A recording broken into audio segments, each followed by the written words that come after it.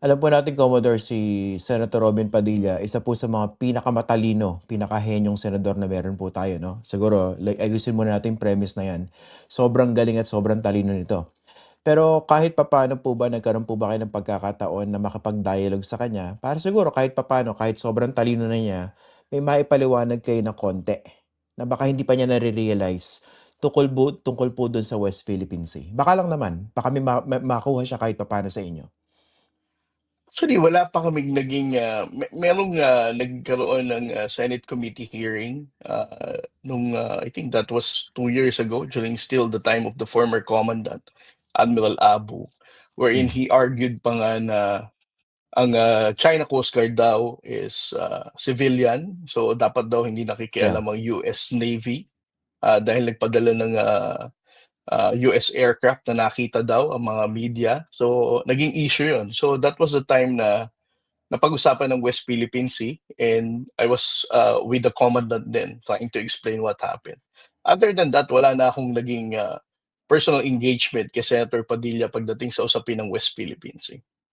Baka hindi kaya maganda kung magkaroon ng gano'ng effort 'no? Siguro institutionally, the Philippine Coast Guard, yung task force, yung sit down with him, yung hindi without media coverage. Siguro makapag-ano, paliwanagan kumbaga. Kasi ito ano, seriously, Senator Robin napakalawak ng kanyang platform, ang dami niyang followers, maraming naniniwala sa kanya.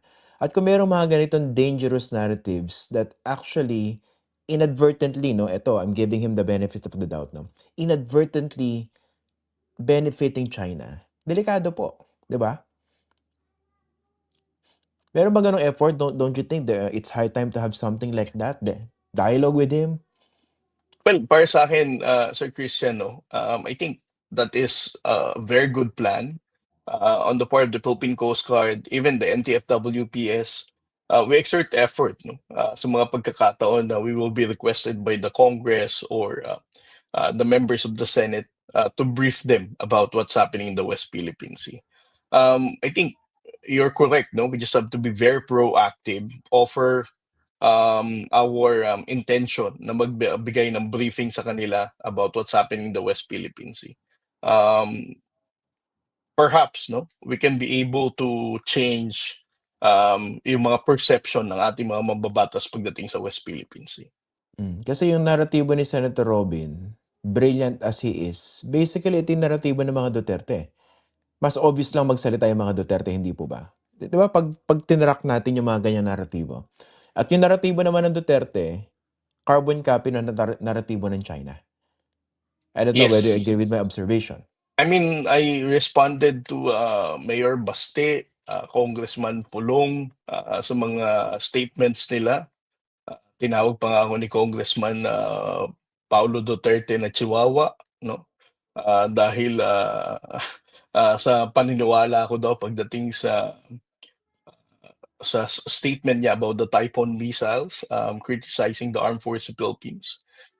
Para sa akin, I agree, no? Anything that concerns the People's Republic of China, parang ang hina ng statement nila pagdating sa suporta ng West Philippine Sea. But when it comes to excusing China, no, pagdating sa ganyan, ang laging narrative nila, hindi, dapat makipagkaibigan tayo sa China dahil makakapag-benefit tayo economically. Malaking bansa ang China. And this kind Yeah. of narrative we heard before, no? It was the former President Duterte who mentioned this a lot of times. He is inutil about doing something in the West Philippine Sea dahil napakalaking bansa ng China. Inuulit lang nila at unfortunately, this kind of narratives is also being repeated again and again ng mga kakilala nating kaalyado naman nila. At saka yung binabanggit niyo po kanina 'no, siguro i-highlight natin, it's not that we are not actually friends with China.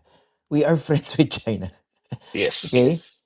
Yung scope of relations between the Philippines and China, that's very wide 'no? Nandiyan yung people to people, 'di ba? Nandiyan yung ating, cultural exchanges, nandiyan yung ating trade definitely. Pero itong isang problema, binuburi tayo sa ating bakuran.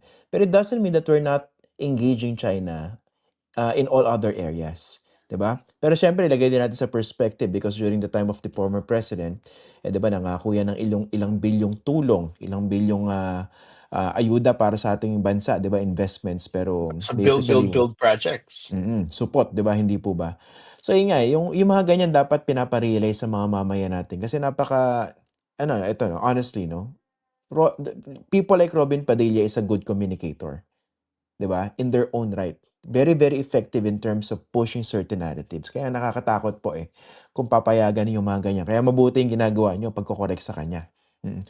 Ito pa rin tanong ko, Commodore 'no, meron siyang paulit-ulit na sinasabi dun sa kanyang pahayag na hindi raw siya pro-China, paulit-ulit.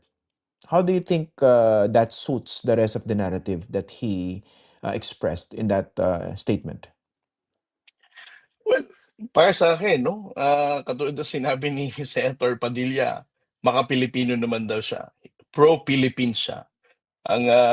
Ang issue lang naman natin is that the narratives that he is using is similar with the narratives that the Chinese government and pro-China trolls are pushing for. Ibig sabihin, he can siguro nga 'no, hindi naman siya talaga maka-China, maka-Pilipino siya.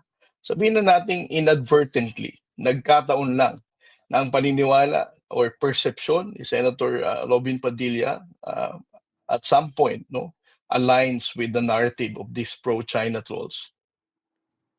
Tsaka hindi ba ano yan, in a way, ironic considering that he is a reservist. Well, kung makikita mo nag-post pa ng picture si Senator Padilla wearing the, battle dress attire 'no, BDA during the AFP Day, nung mga nakaraang araw lang. And, totoo yung sinabi mo, Sir Christian, he is an AFP, reservist. And, I don't think that, um, the AFP would also align with the statements that he said. Curious din po ako diyan. Of course, maganda sumagot ito, AFP na. Pero sa pagkakaalam niyo, yung mga ganyan ba, kunwari merong reservist, 'no? 'Di ba dapat ano, although kasi siyempre politician din siya on the other hand, 'no? 'Di ba dapat mas nag-iingat sa ganyan? Well, totoo yan 'no, because it has something to do with our national security. And it's not just an ordinary, issue 'no, usapin ito ng West Philippine Sea at ang pinag-uusapan natin dito, China.